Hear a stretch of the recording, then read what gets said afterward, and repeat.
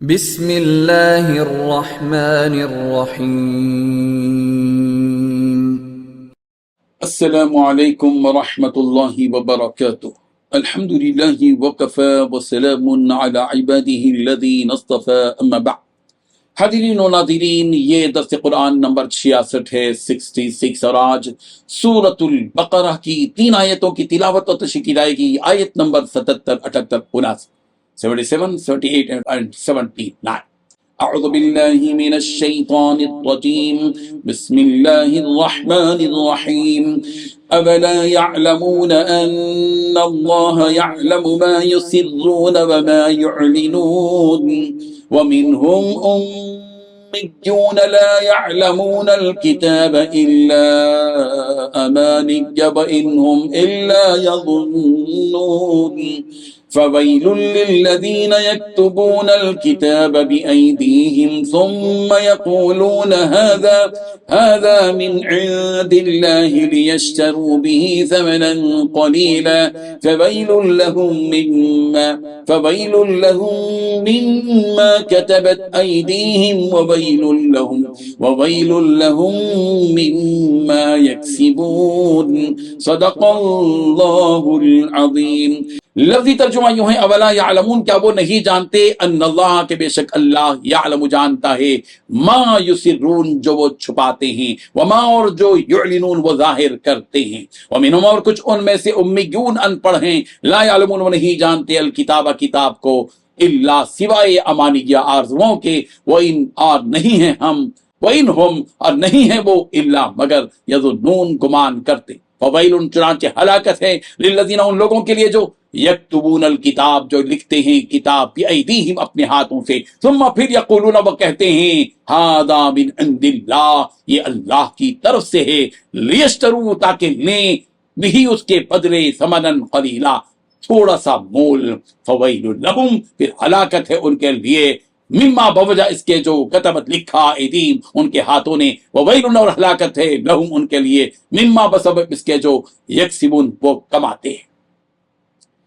ترجمہ یوں ہے، کیا یہ لوگ یہ نہیں جانتے کہ جو کچھ یہ چھپاتے اور جو کچھ ظاہر کرتے ہیں اللہ کو سب معلوم ہے، اور بعض ان میں ان پڑھ ہیں کہ اپنی آرزوؤں کے سوا اللہ کی کتاب سے واقف ہی نہیں، اور وہ صرف اٹکل سے کام لیتے ہیں۔ اور لوگوں پر افسوس ہے جو اپنے ہاتھ سے کتاب لکھتے ہیں اور کہتے یہ ہیں کہ اللہ کے پاس سے آئیے تاکہ اس کے عوض تھوڑی سی قیمت یعنی دنیاوی منفعت حاصل کریں۔ ان پر افسوس ہے اس لیے کہ بے اصل باتیں اپنے ہاتھ سے لکھتے ہیں، اور پھر ان پر افسوس ہے اس لیے کہ ایسے کام کرتے ہیں۔ ان 2 آیتوں میں اللہ تعالیٰ نے 9 باتیں بتائی ہیں۔ پہلی بات، کیا یہ لوگ نہیں جانتے کہ اللہ تعالیٰ کو ان ساری باتوں کا خوب علم ہے، جو چھپاتے ہیں اور جو ظاہر کرتے ہیں۔ دوسری بات، ان میں سے کچھ لوگ ان پڑھ ہیں جو تورات کا علم تو رکھتے نہیں۔ تیسری بات، البتہ کچھ آرزویں لگائے بیٹھتے ہیں۔ چوتھی بات، ان کا کام بس یہ ہے کہ وہ وہم و گمان باندھتے رہتے ہیں۔ پانچویں بات، لہذا تباہی ہے ان لوگوں کی جو اپنے ہاتھوں سے کتاب لکھتے ہیں۔ چھٹی بات، پھر لوگوں سے کہتے ہیں کہ یہ اللہ تعالیٰ کی طرف سے ہے۔ ساتویں بات، تاکہ اس کے ذریعے تھوڑی آمدنی لیں۔ آٹھویں بات، بس تباہی ہے ان لوگوں پر اس تحریر کی وجہ سے بھی جو ان کے ہاتھوں نے لکھی ہے۔ نویں بات، تباہی ہے ان پر اس آمدنی کی وجہ سے بھی جو وہ کماتے ہیں۔ بزرگان محترم، اللہ تعالیٰ کے لیے پوشیدہ اور علانیہ، چھپی ہوئی چیزیں اور ظاہر چیزیں دونوں برابر ہیں۔ وہ جس طرح علانیہ اور ظاہری چیز کا علم رکھتے ہیں، بالکل اسی طرح پوشیدہ اور باطنی چیز کا بھی بخوبی علم رکھتے ہیں۔ سورہ نام کی آیت نمبر 3 میں اس مضمون کی وضاحت ہے، وَهُوَ اللَّهُ فِي السَّمَاوَاتِ وَفِي الْأَرْضِ يَعْلَمُ سِرَّكُمْ وَجَهْرَكُمْ، اور وہی ہے اللہ آسمانوں اور زمین میں جو تمہاری پوشیدہ اور علانیہ باتوں کو جانتا ہے۔ سورہ ہود کی آیت نمبر 5 میں یوں ہے، یعلم ما یسرون وما یعلنون، وہ یعنی اللہ جانتا ہے جو کچھ وہ چھپاتے اور ظاہر کرتے ہیں۔ یہودیوں میں ایسے جاہل اور ان پڑھ قسم کے لوگ ہیں کہ ان کو تورات کا کچھ بھی علم نہیں ہے۔ ان کی زندگی کا خلاصہ صرف جھوٹی آرزویں ہیں جن میں وہ الجھے ہوئے ہیں، ان کے دل یقین کی نعمت سے محروم ہے، صرف گمانوں کی بنیاد پر اپنی زندگی بسر کر رہے ہیں۔ یہ واہیات قسم کے گمانوں کی قید میں مقید ہے، سمجھتے ہیں کہ یہ دنیا سے سیدھے جنت میں چلے جائیں گے، اور اگر دوزخ میں جانا بھی ہوا تو انہیں چند ہی دنوں میں دوزخ سے آزادی کا پروانہ مل جائے گا۔ ان کی یہ باطل اور بیکار کے گمان ہے کہ ان کی نسبت انبیاء سے ہے اور وہ اللہ کے مقرب اور محبوب ہیں۔ خیالات کی دنیا میں پڑھ کر یہ خیالی پلاؤ پکا رہے ہیں جو ان کی گمراہی کے لیے کافی ہے، جن کا حقیقت سے کوئی تعلق نہیں ہے۔ یہودی قوم کے علماء کا حال یہ تھا کہ جب ان کی عوام ان کے پاس مسائل معلوم کرنے کے لیے جاتی تو رشوت لے کر ان کی مرضی کے مطابق مسئلے بتا دیتے تھے اور تورات میں تحریف کرتے، عدل بدل کر دیتے اور اپنے ہاتھوں سے اپنی بنائی ہوئی باتیں لکھ کر دیتے تھے.